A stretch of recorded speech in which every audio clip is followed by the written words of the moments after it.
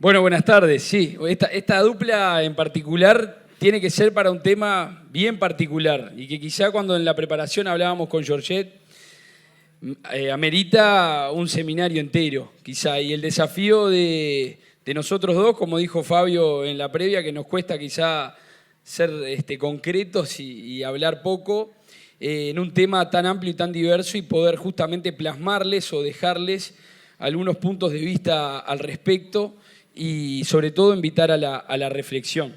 Así que es un poco lo que vamos a estar viendo hoy. Va a ser en primera instancia la comercialización formal desde la perspectiva del productor y muy brevemente empezar a tratar esto de una óptica que quizá lo hacemos a diario, pero que no lo analizamos como tal. Pensar en las debilidades de la cadena, pensar en cuestiones quizá un poquito más filosóficas que también tienen que estar en lo previo de cuando terminamos hablando de normativa, de reglamento, de opciones, que tiene que ver entre lo ético y lo legal, la importancia de este tema. Luego hablar un poco de qué se hace en el mundo y qué comparaciones podemos encontrar al respecto. Y por último, en qué circunstancias estamos hoy para terminar con algunas conclusiones. No sé si te tocaba decir algo un poco antes o no. Estamos tratando de ser concretos. Pero acá hay una cuestión muy importante que nosotros cuando trabajamos a nivel interinstitucional de cómo promover la comercialización formal, cómo promover el acceso a los pequeños productores que llegan a fin de año con algunos corderos, sobre todo los que están aumentando en esta zona sur del país, empezamos a pensar en una variable muy amplia de opciones, de ventajas y demás, pero en definitiva hay un par de barreras que deberían ser analizadas desde el punto de vista sociológico antes que desde el punto de vista de la normativa, desde el punto de vista de los puntos de vista de la logística quizá. Y en primero es la voluntad o el interés que tenga el productor en pequeña escala de realizar una comercialización formal de sus ovinos, o en este caso puede ser de sus corderos. Y ahí hay un sinfín de factores que están actuando, pero en definitiva quizá el más fuerte de todos es el ingreso final. Obviamente estamos hablando de la problemática que tenga que ver con el precio, el hecho muchas veces de estar pagando impuestos o no estar pagando impuestos a la hora de comercializar, las pérdidas por destare, los distintos costos que puede haber asociado a esa comercialización, pero por sobre todas las cosas hay también otra perspectiva que todavía no se ha analizado con la profundidad que se debería, y es la discusión que sigue permanente en nuestra sociedad de por qué no puedo hacer esto, por qué si yo quiero cargar el cordero que faené en mi casa, en mi campo, y llevarlo a mi casa y lo demás, si me frena la policía, ¿qué pasa? Todo ese tipo de cuestiones que con otro tipo de productos, otro tipo de producciones, otro tipo de mercancías, en la sociedad ni siquiera nos damos el debate. Y aquí ese debate está y debe ser de los primeros puntos a enfocar luego para pasar a los demás temas que tienen que ver con que el productor que quiere comercializar su producción a pequeña escala de manera formal y que tiene un sinfín de limitantes luego para que sea negocio, para que sea conveniente, para que sea viable. Y allí simplemente tenemos algunos de los ejemplos que existen y vamos a entrar un poquito más en qué pasa cuando entramos en esa segunda lógica. Y lo primero que queremos destacar como las debilidades para la comercialización formal que tiene lógicamente la producción es el tema de la escala. Y eso es lo primero y lo destacamos como un punto aparte.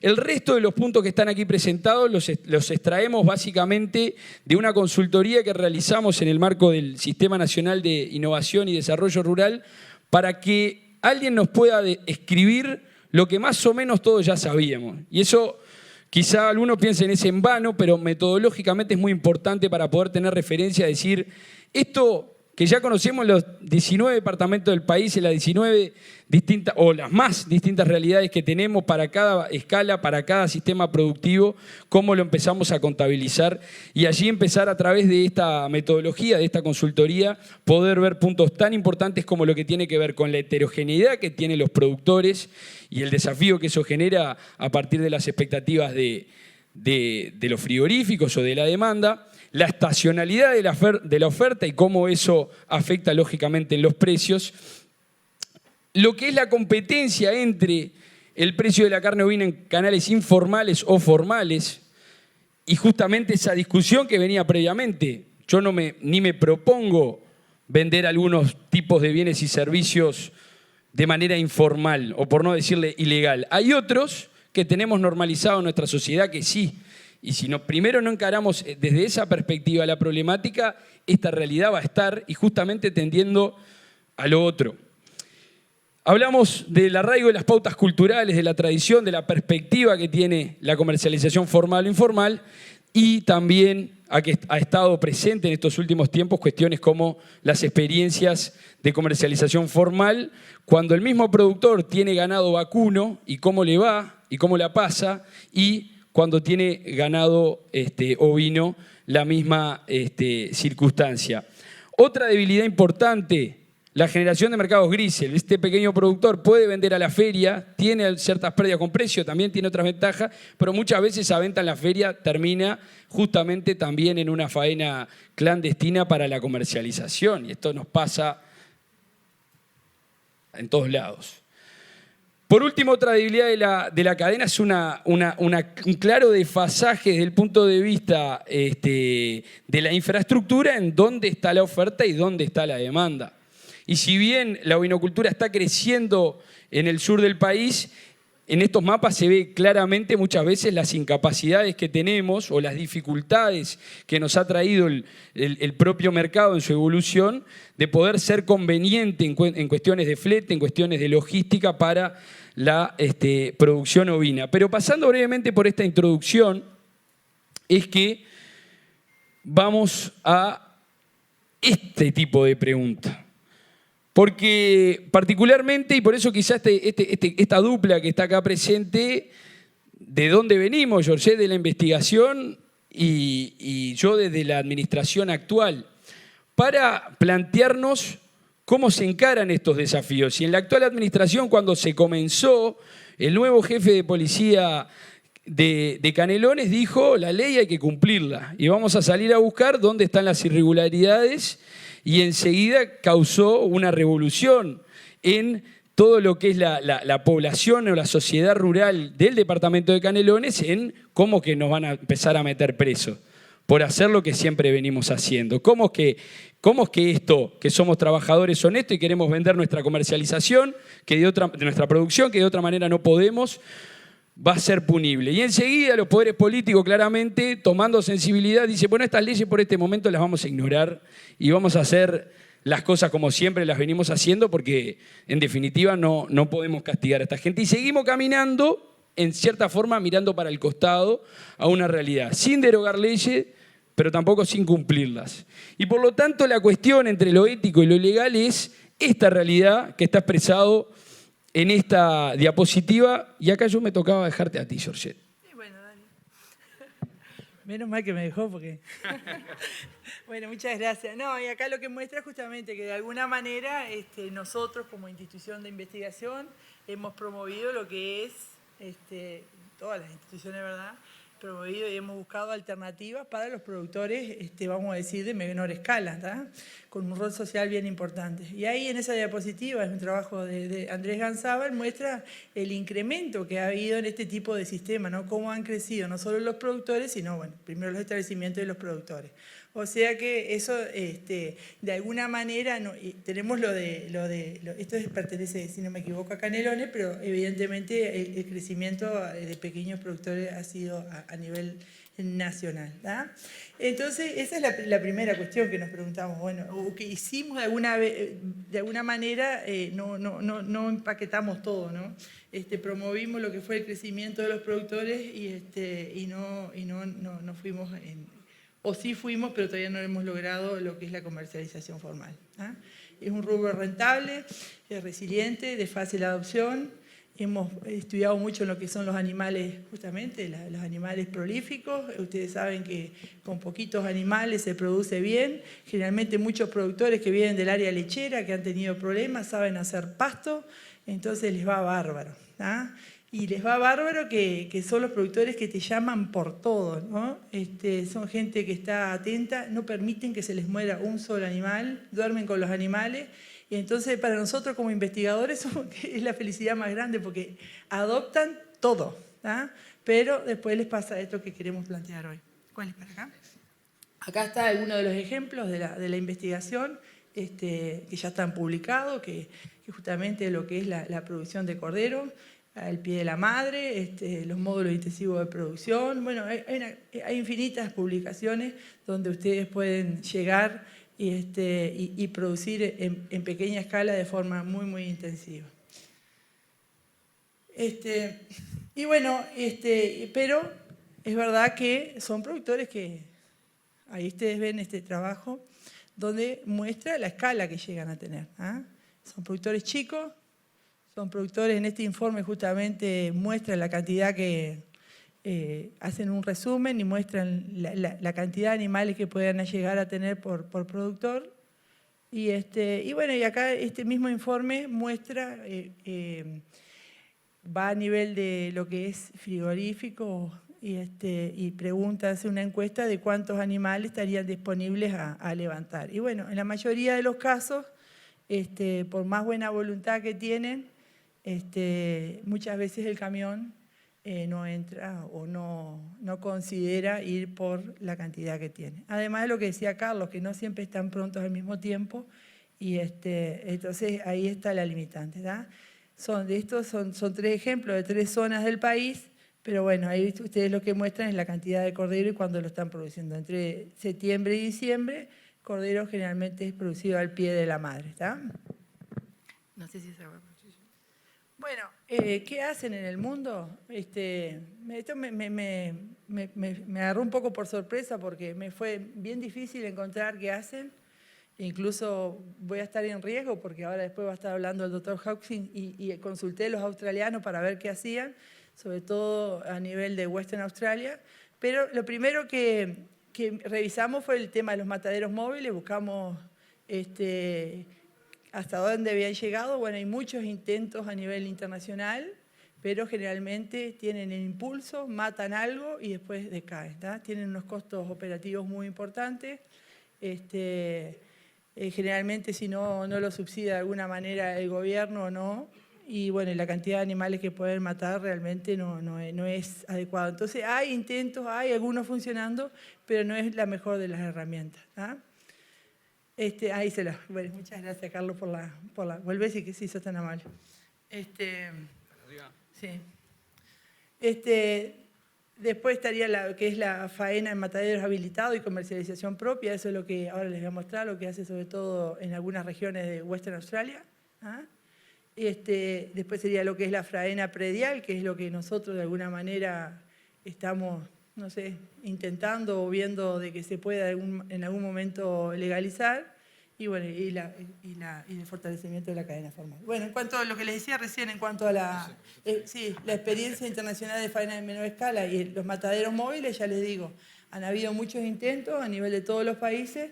En el 2015 yo gané una beca y fui a ver, estaban funcionando en Estados Unidos, ahora en la parte que había ido ya no están funcionando, así que es como que es algo que es realmente, yo tenía muchas esperanzas por el tema de justamente de lo fácil que parecía, pero el tema de muchas veces el tema de residuos y el tema de quién paga ese camionero y la persona que faena lo hace casi inviable, ¿no? Y bueno, y esta es lo que les contaba de la faena a nivel predial, que generalmente son productores chicos también, faena en el eje de 50 corderos, y llevan los animales a faenar en el matadero local. Y bueno, lo que sí hacen es hacen los cortes necesarios que sean y se los devuelven generalmente cortados y empacados para que sí los productores los puedan vender, ¿tá? O sea que lo que están haciendo ahí es hacer ellos de alguna manera, los productores más pequeños o más familiares, hacer ellos de su propia carnicería, vamos a decir, ¿tá? Se pueden llevar fresco también, pero generalmente como la demanda no coincide con la oferta, entonces se congela mucho y se vende posteriormente. Y bueno, y tuve la suerte la semana pasada creo que está Jorge Bonino acá también y con Gabriel García Pintos de estar en Argentina, en un congreso que también tienen estos mismos problemas. Y bueno, y allí estuvimos en un seminario de producción ovina y donde Roberto Boffi mostraba problemas similares a los que tenemos nosotros, ¿no? Pero sobre todo con una pequeña crítica o, vamos a decir, área de mejora en cuanto a lo que es el cariño que le dan muchas veces a lo que es el ovino, ¿no? Esto es un ejemplo de lo que es muchas veces cómo se presenta la carne ovina en las condiciones de un supermercado, ¿no? Cuando las otras carnes están presentadas de forma muy bonita, empaquetadas, cortadas, brillantes, con luz. Acá están los cortes de una cuarta, una media res de ovino, de cordero, en la zona de congelados de peces, pescado. ¿Ah? Entonces, con ese sentimiento de que de alguna manera lo venimos notando, que nosotros no vemos a nivel de carnicería o incluso a nivel de una buena presentación como tienen los distintos cortes que hoy, de las distintas especies que estamos consumiendo. ¿Ah? Y bueno, y el clásico animal de bastante tamaño que muchas veces le es bien difícil a la gente, vamos a decir, cocinar. ¿Ah?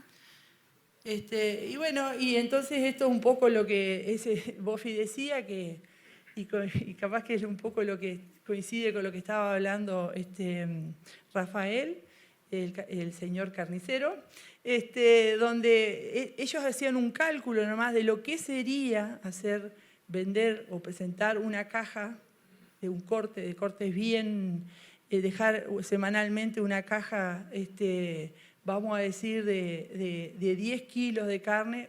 Ellos tienen 30.000 carnicerías en la capital federal, y bueno, lo que sería el impacto, ¿tá? Él cree que si no se prueba, no se logra, ¿tá? O sea que el consumo podría apuntar a ser mucho mayor, ¿tá? O sea que la presentación, están buscando trabajar mucho en lo que es la presentación del corte ovino a nivel de carnicería para promover el consumo local. ¿Ah? Y otra cosa que también, aunque recién lo hablaron de parte de INAC, sentimos que de alguna manera la promoción tampoco ha sido capaz muy fuerte, ¿no?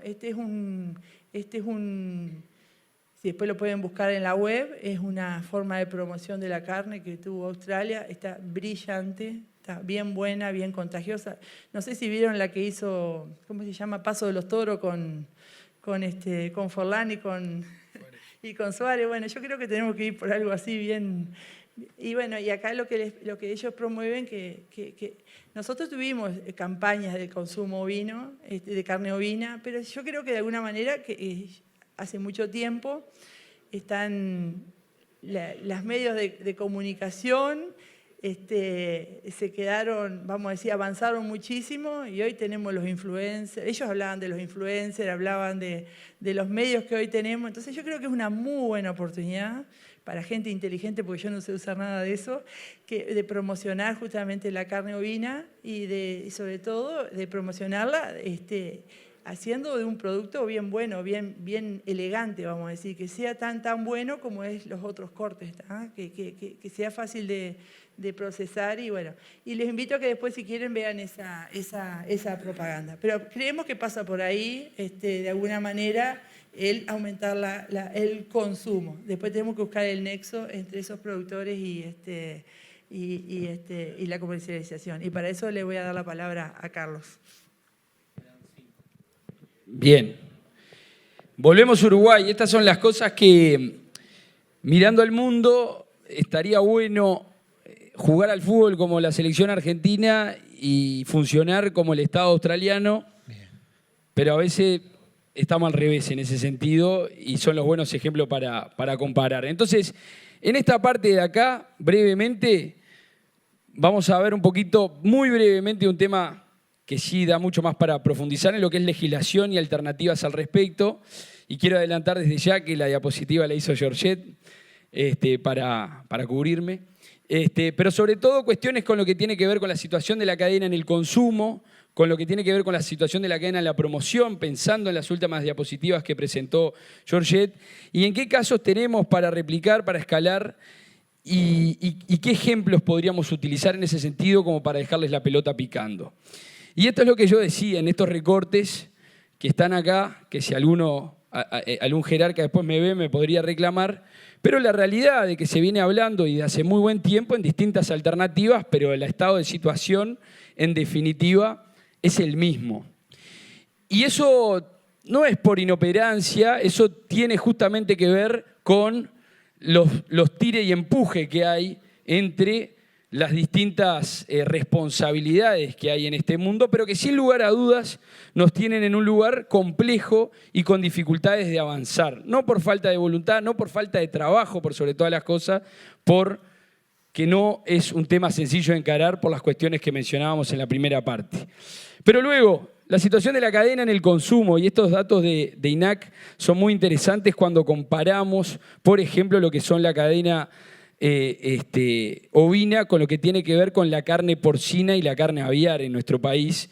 Y estos números que sin lugar a dudas nos deberían romper los ojos a quienes sentimos a la ruralidad más tradicional de nuestro país, sin faltarle el respeto para nada a las más intensivas, a la producción de proteína intensiva o de la granja, lo que tiene que ver con lo que uno piensa de lo que es el campo uruguayo y piensa en la vaca con la oveja. Y sin embargo, cuando vamos a nuestro consumo, claramente tenemos unas limitantes gigantescas en ese sentido, lo mismo que les pasa a los argentinos.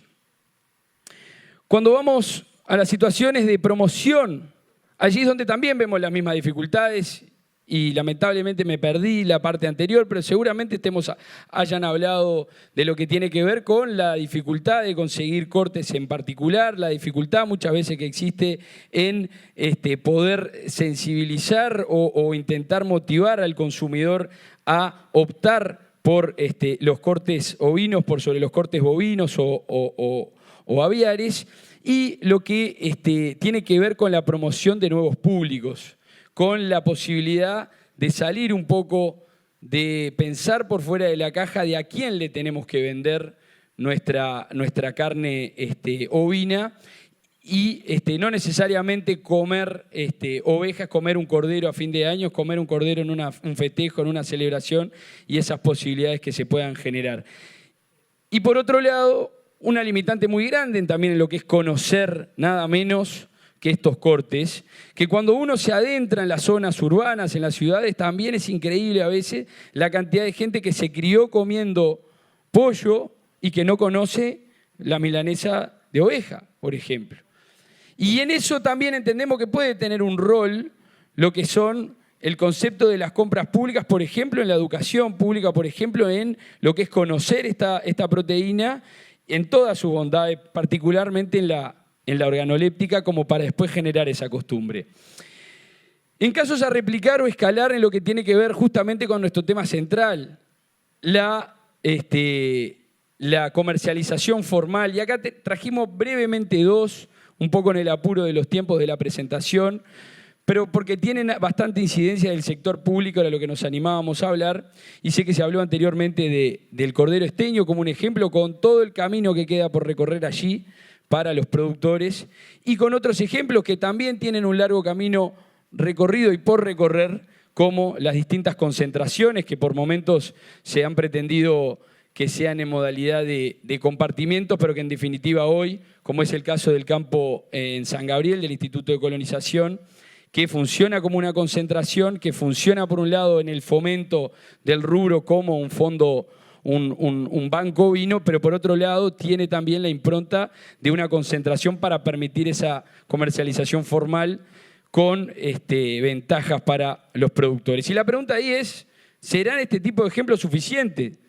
Si en definitiva cuando volvemos a la lógica principal y tenemos productores bien cerquita acá de Montevideo que logran precios extraordinarios comparado con lo que puede ser lo que se publica semanalmente por la Asociación de Consignatarios, porque al montevideano le queda bastante cerquita arrimarse a Los Cerrillos, a Sauce, a donde sea, a comprar de manera informal, y esa producción, que es la que está creciendo, es poco razonable que se quiera adentrar a este tipo de comercialización. Y por último, como reflexión, lo que nosotros le queremos plantear en este ámbito y sobre todo para la mesa posterior es por qué no pensar en replicar, en estudiar otro tipo de modelos, como el que es el modelo del acuerdo de la quesería artesanal, que lleva en el suroeste del país más de 10 años de trabajo interinstitucional, trascendiendo administraciones y con un montón de perspectivas, pero que está claro que tampoco ha resuelto del todo las cuestiones de la inocuidad o las cuestiones de la comercialización. Pero si hoy es bien clara la voluntad y la potestad de quienes toman las decisiones y del sector en líneas generales y también de la academia, de promover la ovinocultura, de que para aquellos productores que históricamente se dedicaban a la fruticultura, a la horticultura, es el ovino, como decíamos anteriormente, una salida para seguir siendo rentable, para poder seguir viviendo del campo y para producir, ¿por qué no pensar justamente en amalgamar estas políticas en una lógica que cada vez más tienda a pensar en cómo vamos logrando caminos de formalización y caminos de garantías en cuanto, en este caso, a lo que tiene que ver con la inocuidad también? Así que sin más, queríamos aprovechar esta instancia y lo dejamos por ahí. Esperemos haber estado bien en el tiempo. Muchas gracias.